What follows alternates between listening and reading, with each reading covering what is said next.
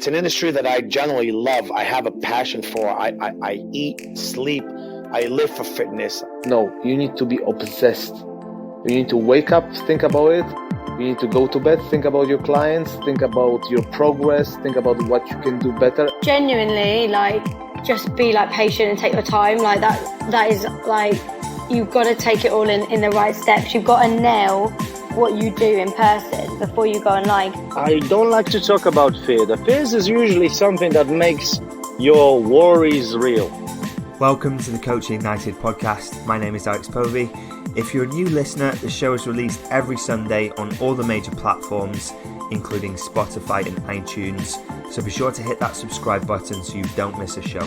Every week, we invite a new guest from the fitness industry or coaching space to share their personal journey in business. We will deep dive into actionable ideas, strategies, and systems that you can apply in your life and business too. You can also access free weekly content in our private Facebook group by searching Coaching Ignited. And if you're a face-to-face personal trainer with room to take on additional clients, head over to CoachingIgnited.com, where you can apply for our 30-day Client Accelerator program and find out more about our business, sales, and marketing training platform. Now let's get into this week's episode. Enjoy the show. Hey, welcome back to another episode of the podcast. It's great to have you here. We've had some amazing feedback on the recent shows with Tim Megginson on boot camps and Hannah Chan on high ticket coaching and sales. So if you haven't listened to those already, go check those out. But today we've got Tim Drummond on the show. Tim is a real expert when it comes to coaching psychology, selling high ticket, sales, and really just getting amazing results for his clients. So on today's episode, we're going to dive into all those topics, and he's also got some crazy stories to share with us. So let's get into this week's episode. All right, so take two. Let's go again. Little bit of a tech issue, but we're rolling now. Want to welcome you to the podcast, Tim. Great to have you here. Looking forward to getting into your story and everything you've been doing over the last few years. So let's just rewind it a little bit. So for anyone that doesn't know who you are and what you do, who is Tim Drummond? So I've been in the industry for about 10 years now, just over 10 years. And I think it's always interesting looking at why people got into the industry. To be honest, I used to work in the city. I was a futures trader. I went straight there from university. A pretty fucking, sorry, can I swear? He's done an F-bomb already. That's bad. A pretty good opportunity, to be honest. It's like a dream job, and I went and did it for 2 years. And just looking back now, I didn't have the discipline. I didn't do what was needed. I certainly didn't do what the guys who were making 200, 300, 400 grand a year at 23, 24 were doing. And I basically stopped doing that, and I was a bit lost. And I just decided to become a personal trainer. To be honest, it was going to be that or be a teacher. I didn't really know. I just always liked fitness. I liked reading about training. I liked reading, especially nutrition. So I just went and did Premier, and it wasn't like I had big aspirations. It wasn't like I'm going to go and shed loads of money or anything like that. It's just like I need something to do, and I was a bit burnt out and kind of, I suppose, down from it not working with what I was doing. I just wanted to do something that I enjoyed. I was doing part-time jobs for a little bit. It was weird because I went to get a normal job because trading isn't a normal job. People just didn't get it. They were just like, it was almost like I was overqualified. I was like, I just want to do something. I was applying for jobs that were more entry level and then you build up. It just weren't happening. And so I basically worked my ass off for a month or so, because it was quite expensive. And I wanted to do it properly. It was 3 months full time. And yeah, I really enjoyed it. I really liked doing it. I remember it seemed like lots of the other people that I was doing the class just didn't seem to be that bothered. And I think maybe it was just because I was a bit older and I'd just been burnt. And I think the other reason is because I actually just really enjoyed what I was doing. I liked the learning. So that was 3 months. And then I came straight out from there and got myself a job straight away in Fitness First in Shepherd's Bush. And I was quite good at it straight away. So I was quite good at the sales. I didn't know what I was doing. I just talked a lot. And yeah, within a year or so, I was really enjoying it. Do you think, like, looking back at anything you've done before you got into the industry, in terms of the sales side of it, set you up for success? Because you said, like, you started out and you were pretty good and you were chatty. Did anything happen in your life before? Did you have previous experience before getting into it that really helped you and grow your career? Yeah, definitely. Although I didn't know. So, and probably some of it I'd only have started to realize like maybe a couple of years ago. I'd split it into two. When I was a trader, the guys that were the best, they'd kind of like, I remember the first time I made $5,000 on a trade, it was like 10 seconds. I just sat there and I was like, my fucking God. And I got up and like, lots of people were like, well done, well done. And there's a couple of the guys there and they're like, just watch yourself for the next couple of days. And I was like, I didn't ignore them, but I was like, I don't know what they're talking about. And the psychology of trading is exactly like the psychology of sales. Like, it's like the psychology of golf. You can't get too attached to the outcome when it goes well and too attached to the outcome when it goes badly. If you get cocky, you're going to get your ass given back to you. And so a lot of the guys that were the best at trading understood psychology, understood behaviors. I had no clue at that point. Fast forward 7 years later, and it's basically a lot of the stuff I teach around persuasion, influence, sales. So there was definitely that. But again, I didn't know that. I actually did my dissertation as well on something called efficient markets, which is the psychology of markets and like stock markets. And it's like, is it rational? Is it irrational? And you realize that, again, that's all about behaviors of humans. So there was a lot of stuff that I connected the dots off backwards, but I would never have known at the time. If you rewind before that, I grew up with no money. I grew up like in a single parent family. My mum done 3 jobs, like, used to get those little stamp things that you got free school dinners and stuff like that. And at the beginning of the year, we'd get vouchers to go and get free school uniforms and all shit like that. And I was doing shit when I was 8. I cooked, had a little flapjack business going on.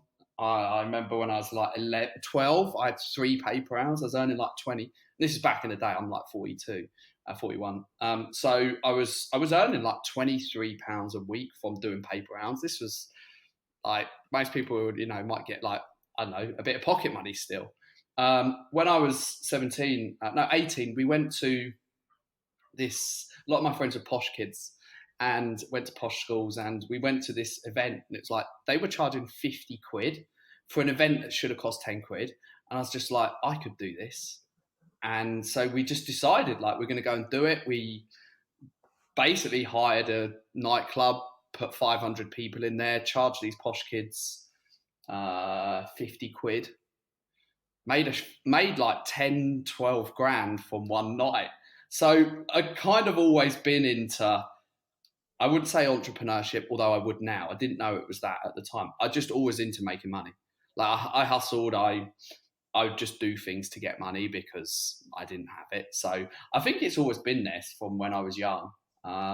So when I sort of walked into the gym floor, I think also because I was a tiny bit older, and I found it's not hard.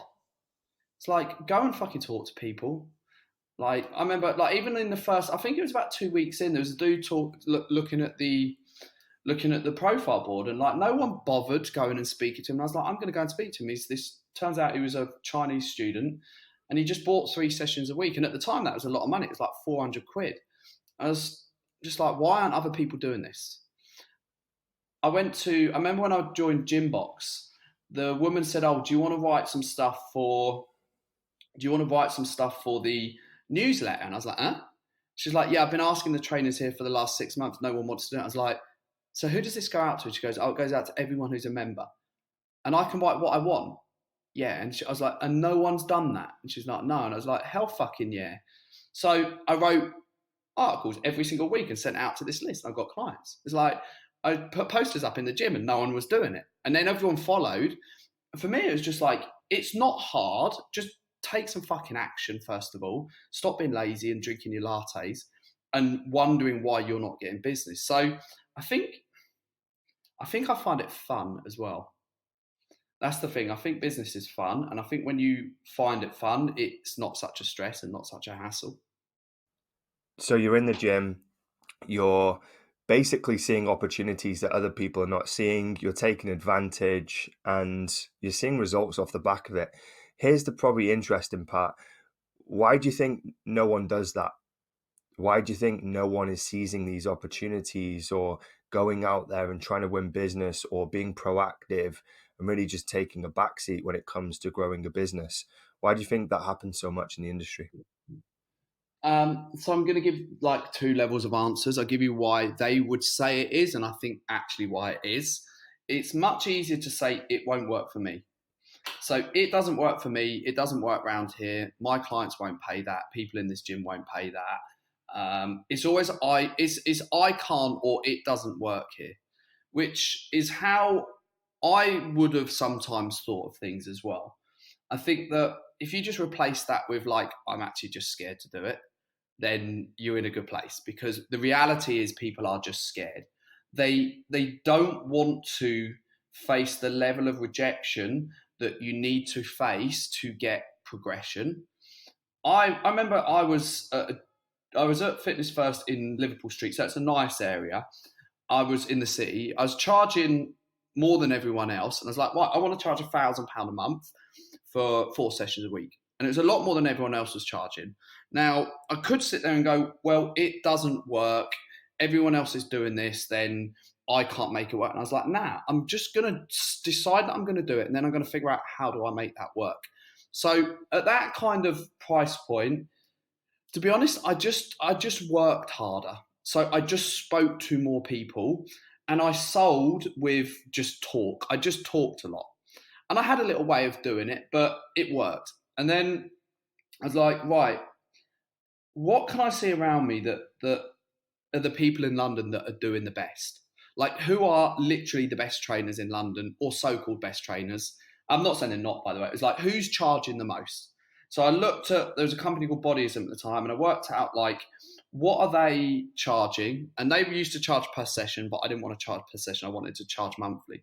So I worked it out. Like, if someone came to me at their session rate for 4 times a week, and I wanted to charge monthly at the point, that would work out at £2,000 a month. I was like, right, I'm going to charge £2,000 a month for my personal training. And then I was like, I need to now go and figure out how I'm going to make that happen. So it's not easy, but I was like, okay, well, first of all, I need to be in the right place. So the city is good, but the real affluence in London is in Mayfair, Belgravia. So I went and found a studio over there, and I just spent time around there. I was like, I need to be around those types of people. I remember I walked past a really posh hairdresser's there, and I was just kind of, I don't know, going to Waitrose to get some lunch or something, and just saw like Bentley and whatever else was outside, a Ferrari, and I was just like, that's where I need to be. Like, there's rich people. So I just started booking my haircut in there. It cost me a bit more, but that's okay. And I just talked to people in there. And eventually they were like, what do you do? Chit chat. And then one girl who I got on really well just turned around one day and goes, oh, by the way, I've got a client for you. Oh, and she said something like, he's rich, so you can charge him what you want. And so we sat down, had a conversation, and I sold him into 6 months at £2,000. It's like, I got up and I walked away and I looked at my online banking app, and there was 12 grand sitting in my account. And I was just like, what? How the fuck did that happen? Like, what most people, and by the way, I get that it's London, so it is slightly different. I get that. But I think that what most people end up doing is like, it doesn't work, I can't make it work, as opposed to like, how can I go and make it work? Just admitting to ourselves that, you know what, I'm just actually scared of doing this. Like, I'm scared of getting rejection, because you do start getting rejection when you start being more proactive in business. When you sit in the gym and people come to you and, you know, it's like, I convert you probably heard this, like, oh, I'm good at sales, I convert everyone that sits in front of me. I'm like, yeah, of course you do, because they're already buying from you. That's already the decision. You just need to not fuck it up. So I think the big difference is just understand. I didn't know that way of framing it, but just to admit that I'm just a bit scared of doing this. I'm fearful, as opposed to it doesn't work. Because I think think unfortunately, and I don't know what it is about the fitness industry, and maybe it's other industries as well. I just think there's a massive lack of let's call it self-confidence, but self-worth as well. I don't know why it is. I think that the people like Premier, it's not that they do this. It's like they teach you, charge £30 an hour, and then charge a little bit more than everyone else around you, and you're doing well. And I was just like, that's bullshit. Like I just didn't. I wanted something different. So I think if you can get out and surround yourself with people that have a bit of a bigger mindset, that's really beneficial. For me, the guy actually that I wrote 2 books with and I run a business with now, we just randomly happened to be in the same gym, which I think made a massive difference. Like we had the same mindset, we still do. So I think that really helped me as well. I want to go back a second to what you mentioned about that money hitting your account, because that must have been game changing for your mindset as well. If that was the first time that you sold high ticket and had that type of money coming into your account, like what happened in that moment when you saw that money? How did that affect your mindset going forward when it came to approaching sales? Yeah, I mean, I'll share a story with you, and it's unreal that I actually went through this. Me and a guy that I was working with, we ran a functional medicine business, and I was the business person. He was the guy who was doing the functional medicine. And it's strange because like in front of my eyes, I saw this. He was also a osteopath, and we just agreed that we were going to do this business together. And he came back one day and he was all like, I think it was like pale and white. And he's basically like, I've just had a session with this dude. And he mentioned the guy's name. And at the time I had no idea who this guy was. And he's got 2 more sessions with him. And on the 3rd one, he goes, he's asked me to come to the States to work with him for 11 days. And at this time, I knew a bit about business. And by the way, this guy was when I say a multi-billionaire, I mean one of the most successful entrepreneurs in Silicon Valley. Most people would know who he is. It's not Zuckerberg, but it's a couple of steps back. And I was like, right, charge him 11 grand for 11 days and fucking ask for a first class flight. And he asked the guy, and the guy was like, yeah, no problem. And then he went out there and he belled me up and he was like, he's just asked me to do a week, a month for the next 12 months. What the fuck do I do? I was like, ask him for 120 grand. And so he just did it. And the guy was like, yeah, that's fine. And then fast forward again, and we were in Hawaii. We'd been out there for 5 weeks, and this was on the guy, by the way. It was a 50 grand condo. And he asked him, like, I want you to move to America to work with me full time and my company. And this just sounds ridiculous, even saying it back to you. And he was like, what shall I do? And I was like, look, fuck it. Just ask him for £500,000. And he went to go and do the meeting and basically just came back in, again, white as a sheet. I was like, what the fuck happened? He goes, I don't know, but I just asked him for $1 million. And this guy was 23, by the way. I was like, and? He goes, well, he turned around and said, I was thinking half that. And he was like, deal. So I literally saw this happen in front of my eyes, where someone who's my business partner, who's 24, gets a contract with someone for £500,000.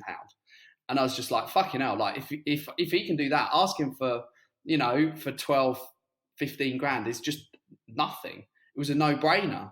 And with that business, we took 2 clients on, one at 50 grand and one at 45 for the year.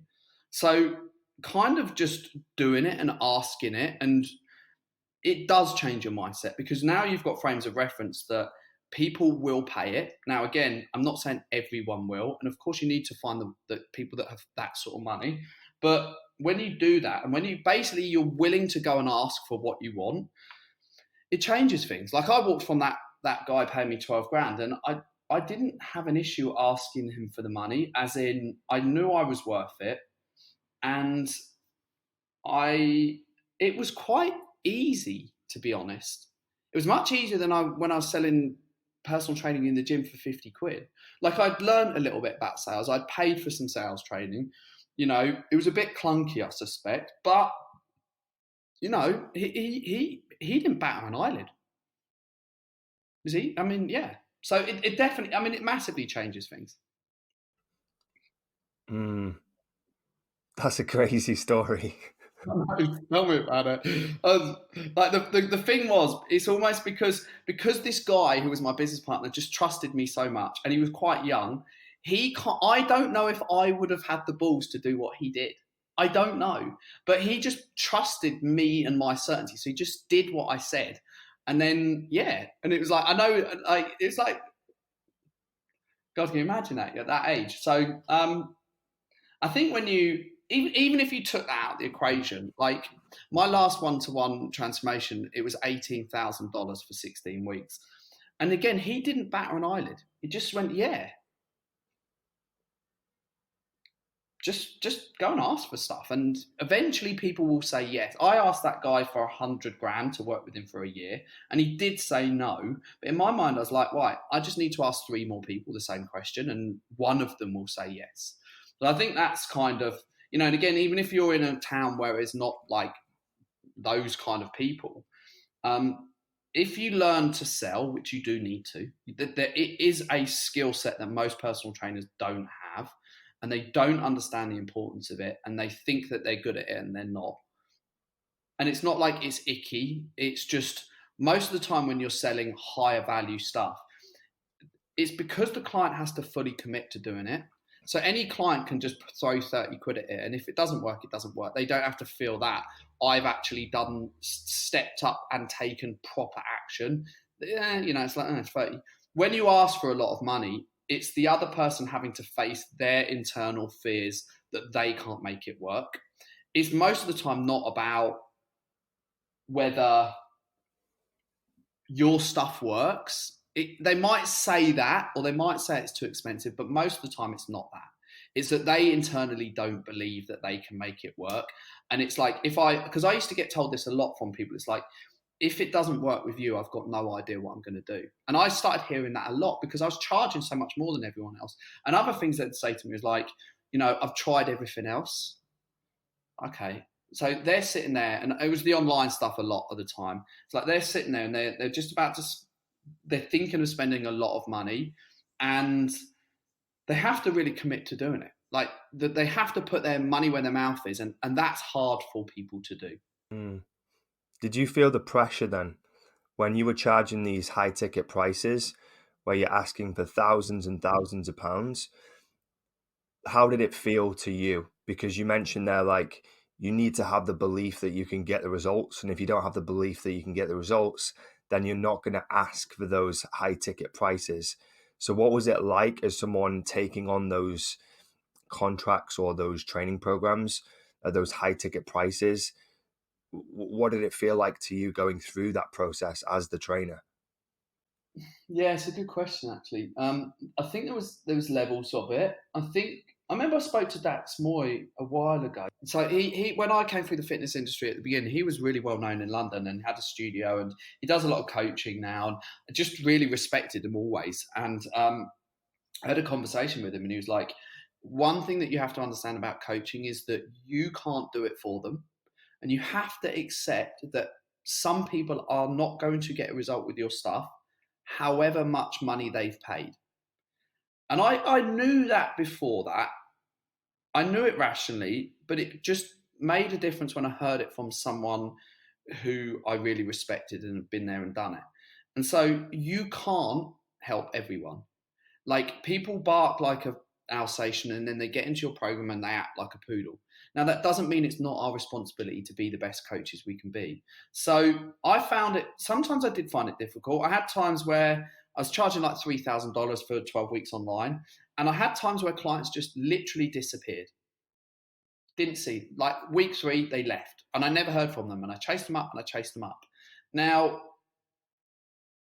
it doesn't feel great, but when you frame it, when you realize that, you can't do it for them, that for me makes a big difference. When I was charging that sort of money for personal training, with the guy, the first big ticket, I had no concern whatsoever. I knew that I was going to deliver on the value that I charged him. I think when you start going online, and I did a post about this before, like the thing with high ticket online is that it's very naked. It is results driven. So you can sell personal training, and someone could be in your personal training for 5 years and basically look the same as they did 5 years ago. Maybe they've lost a little bit of weight. And that's kind of okay because they've got other benefits from it. They get out the office, they feel better, they feel a bit fitter and stronger. To be honest, a lot of it is also just your company in the gym and just like stress relief and all this kind of stuff. So you're selling something, even the whole rent a friend, which I didn't like, but in a way, sometimes that's just what some people need. And with high ticket online, you don't get any of that. It's literally about the result. So that's why some people struggle online, because I think there's almost like a tacit agreement I used to have with my personal training clients that we both kind of wanted to get results, but we both buried our heads a bit, and we'd say, right, we're motivated to do some results over this next 2 months, and then they would drift off and all that kind of stuff. But when you go online, it's a very different game, which that's why I think I've actually got a client at the moment who was selling online at £1,500. So I don't know, what's that, about $2,000. And he sold 2 or 3 people into the program. So he made money, but they disappeared. He didn't know how to remedy the situation. And he just he stopped doing it because he didn't feel good. So I think there is a distinction between online and in person, especially high ticket proper coaching online. But I never got to a stage where I was personal training where I had any doubt in the money that I charged. It happened a little bit more when I was online doing coaching. I just wanted to dive into something you mentioned there about people signing up with you and then like ghosting you, going like off the radar, or like you just can't get them the results, and you're doing everything in your power to get them the results. And there might be a lot of coaches that are going through this situation right now where they really want to help people. They really want to help these people get results, and they're doing everything that they can, but the clients are not responding. How do you deal with those situations? And you mentioned one of your clients as well where that happened and it's probably crushed him to a degree. How do you deal with those situations of people who pay you a large amount of money but then don't follow through and commit to the training or programs that you provide them with? Yeah, you're right. It did actually. He stopped doing it totally, even though he probably could have carried on selling at that price. He just his whether you call it integrity, authenticity, wouldn't allow him to do it. And I think that you've got to be pretty damn sociopathic to keep selling stuff and like feel that you're not delivering. So I know you teach sales. One of the reasons why every single person that's listening to this needs to understand sales is because sales is about client selection as well. So I would it's like a whole series of persuasion from the first time they ever read your stuff to the end of your program. I am at all points framing the clients that I want to work. I don't necessarily believe that ideal clients are ideal clients. I actually think you make ideal clients. I don't think, because everyone wants the leads on tap of ideal clients. It's like, no, that's your job to make them ideal. And you start by doing that in your sales calls. So I would do a lot of things where I push the person away. I qualify the fuck out of them. To be able to do that, you need to understand how you have that person come towards you. So there's an energy on a sales call. It's like, who's pursuing who? What most people will do as fit pros, and what most people do when they first start selling, is that I'm trying to sell to you. My job on the sales call is to flip that. It's like, I'm going to flip the energy here. So you're going to prove yourself to me on this call, and I'm going to make you do it. And you have to understand how to do that. There's a structure.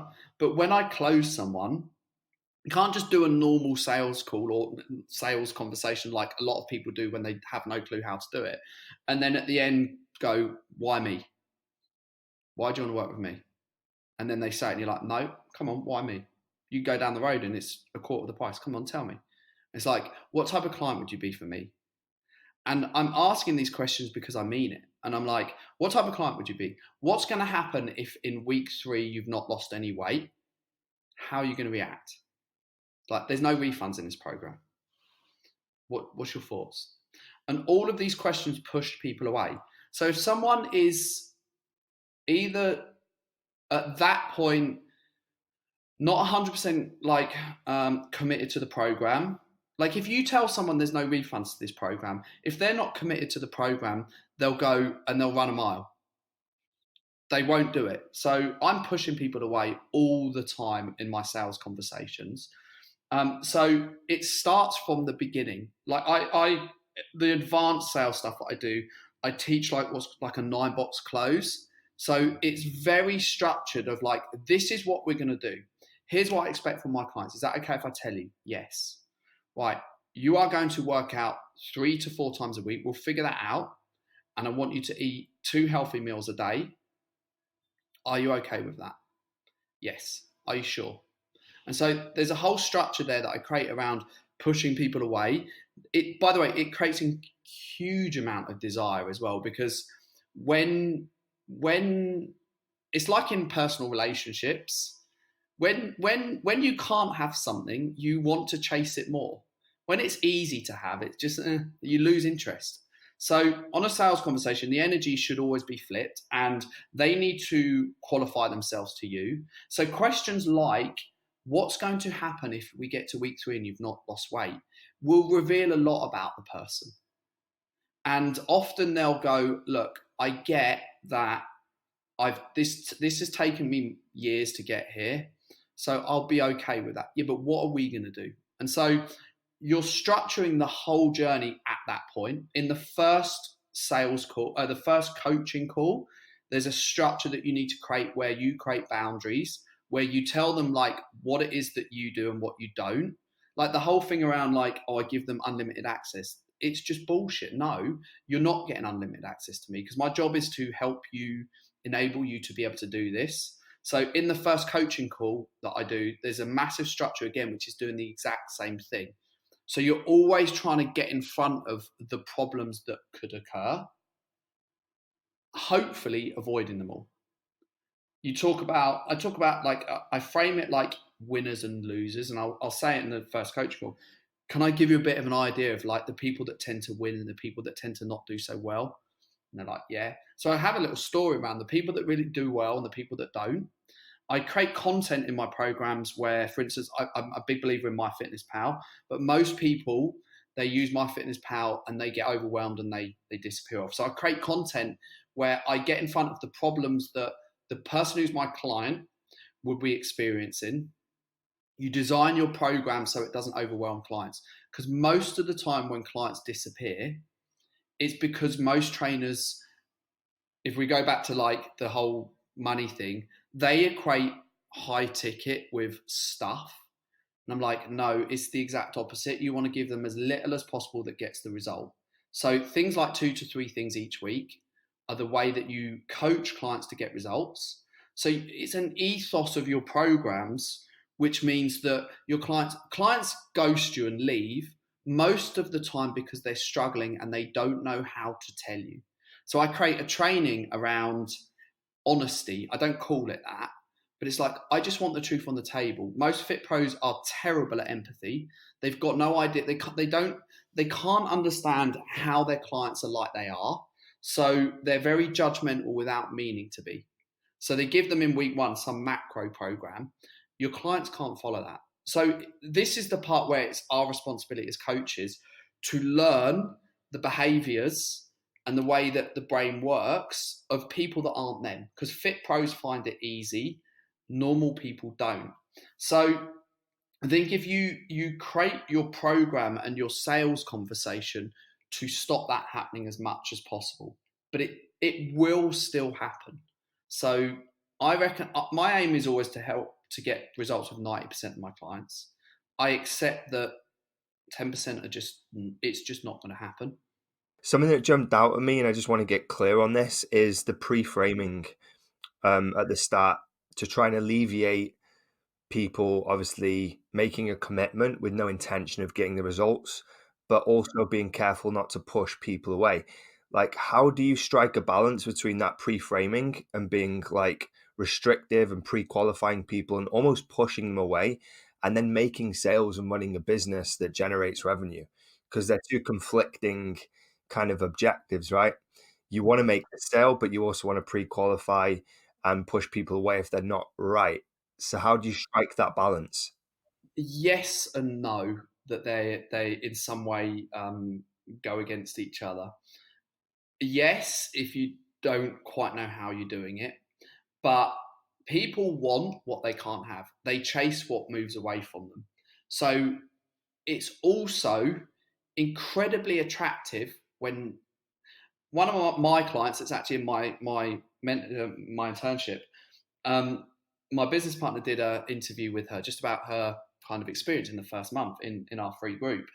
And she mentioned, she was like, it was very strange. It was like, he didn't seem to care whether I wanted to do it or not. And she's like, that to her, and it's interesting for me to hear this, that for her was like, that's strange. She said it must be that he's so confident in what he does. So it's not that you don't care, but you don't care about the outcome. So in a way, when you learn to sell in the right way, that pushing people away makes them want to do it even more. So, but your job, like I've done a lot of sales calls, and obviously I teach this a lot, and I've listened to a lot of sales calls. So it's about energy and it's about listening.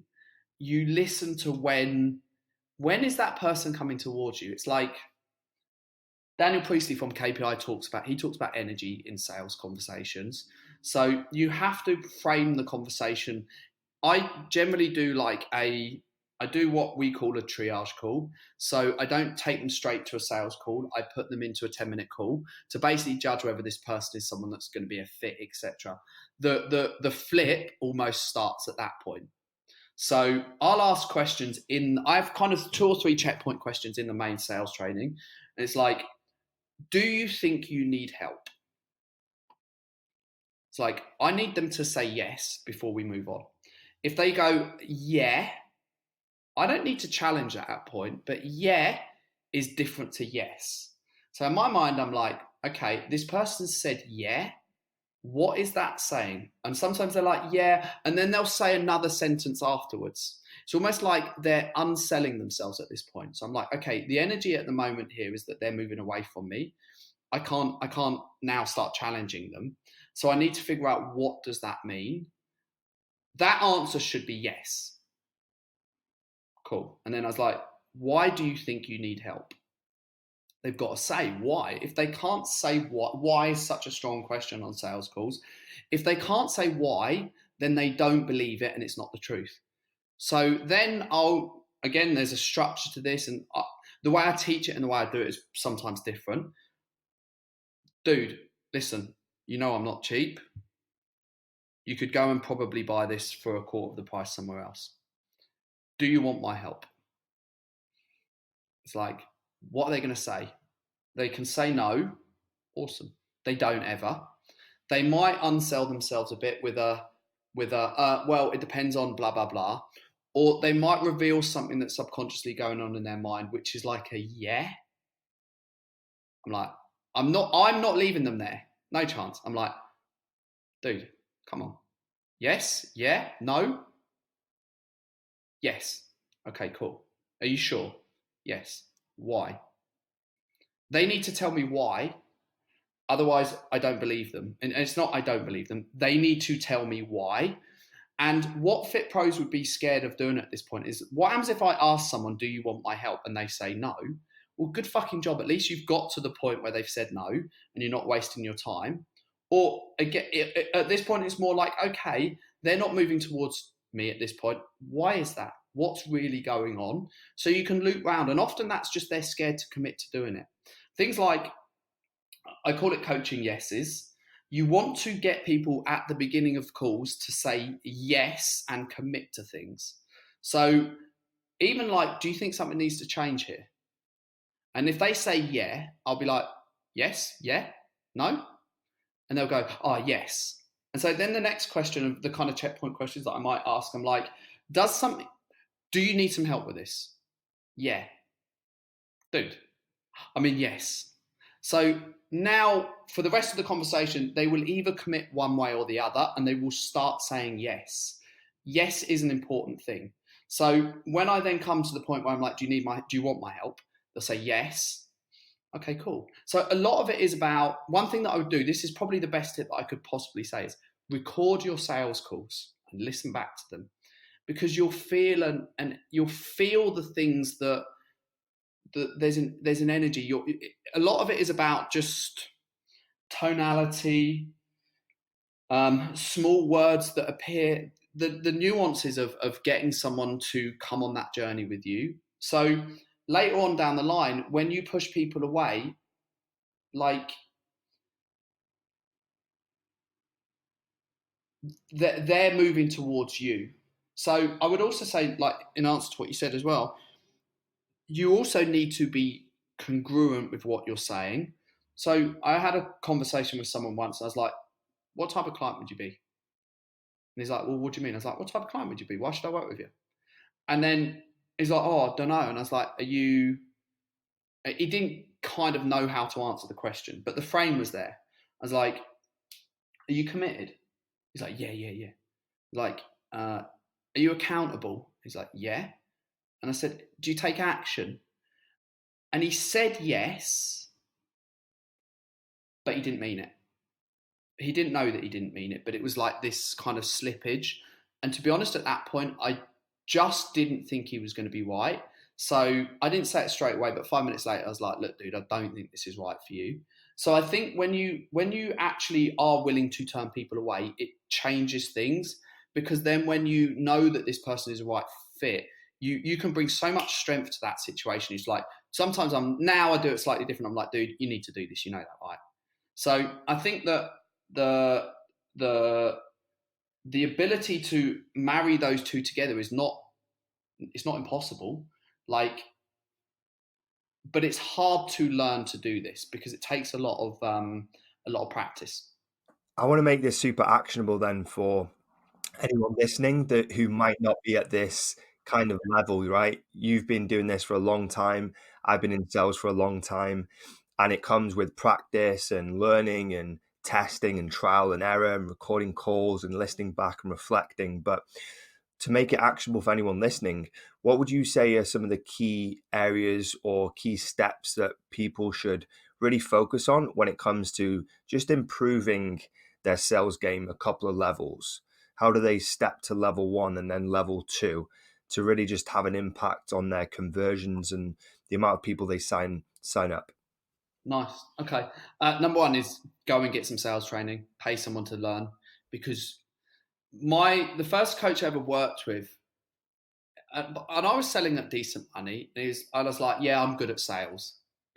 And he just said to me, he goes, is someone who works at McDonald's good at sales? And I was like, what do you mean? He's like, I call them order takers. It's like you walk up to the counter, you're like, I want a Big Mac and cheese, and you go and get that. And I was like, no. And he goes, that's what most fit pros are. You're good at taking orders that someone who's already decided that they want to do it, and you're the right person almost. And you basically just need to not fuck it up. And you might make at gym prices, you might even convert at 80%. When you step up, because of all the reasons I've talked about, it's a different game. So you do need to understand how to listen and overcome their own internal fears, as well as whether your program works or not. So I think that most fit pros should learn sales and pay for it. If you're going to pay for one thing in this industry that gets you a return on investment, it's sales training, because you can massively, everyone wants leads, everyone wants the funnels and all that. Your conversions could improve so much if you just accepted that I could be better at this. So that's the first thing.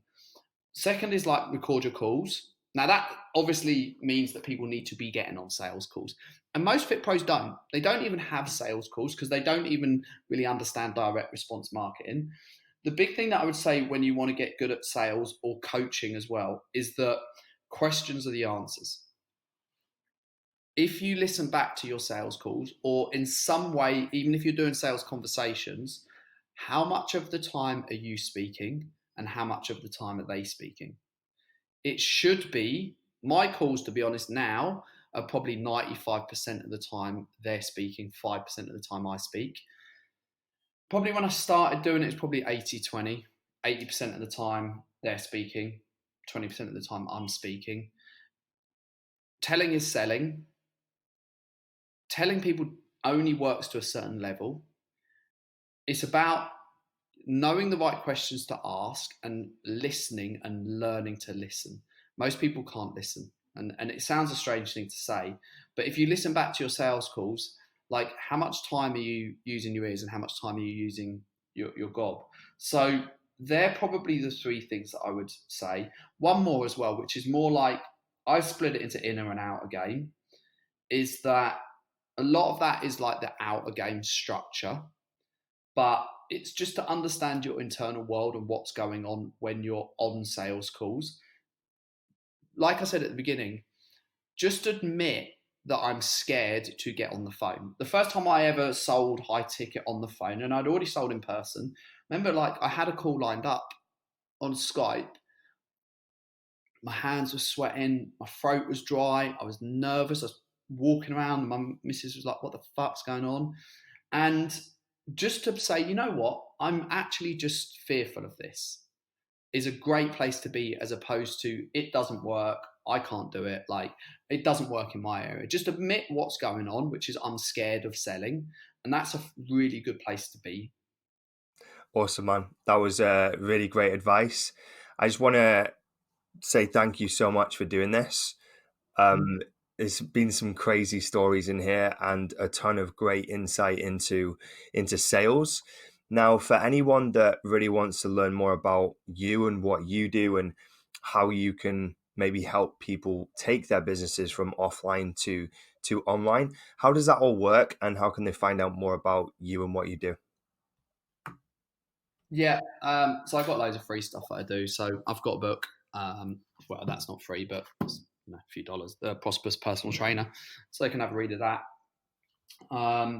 I have a free group as well, the Institute of Fitness Behavior Change, on Facebook. So you can come in there and learn. The kind of overarching thing in that is it's about persuasion. So sales and coaching are kind of two sides of the same coin.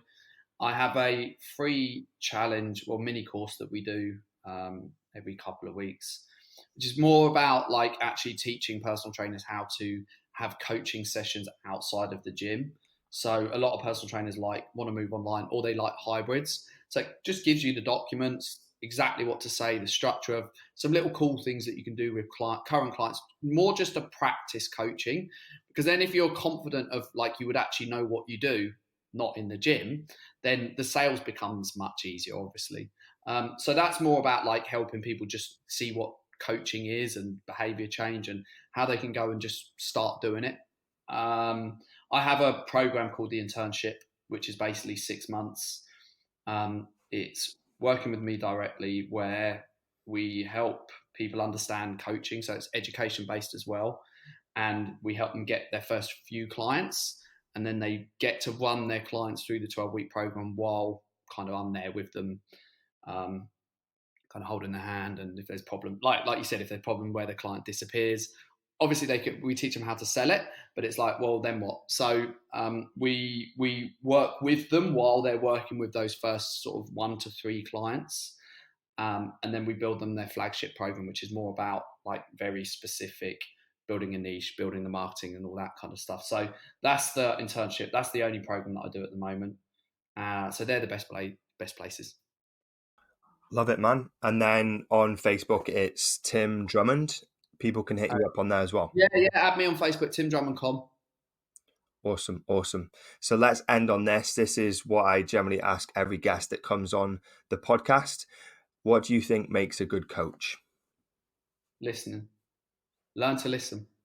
In fact, it doesn't only make a good coach, it makes you incredibly charismatic, incredibly understanding in all parts of your life, relationships with friends and family and partners and just general people. Most people don't even understand that it's a thing that they don't do. You will get way more of what you want in life if you simply just learn to actually listen to what people are really saying to you. Like, even if I just brought that back to a level of, you'll make a shitload more money and you will help your clients so much more by really understanding the power of silence and listening. Thanks for tuning in to this week's episode. I hope you enjoyed the show. If you did enjoy the show, I would be really grateful if you could leave a short review or post a comment on what you'd like to hear in future episodes. And if you're a face-to-face personal trainer with room to take on additional clients, head over to CoachingIgnited.com, where you can apply for our 30-day Client Accelerator program and find out more about our business, sales and marketing training platform. See you on the next episode.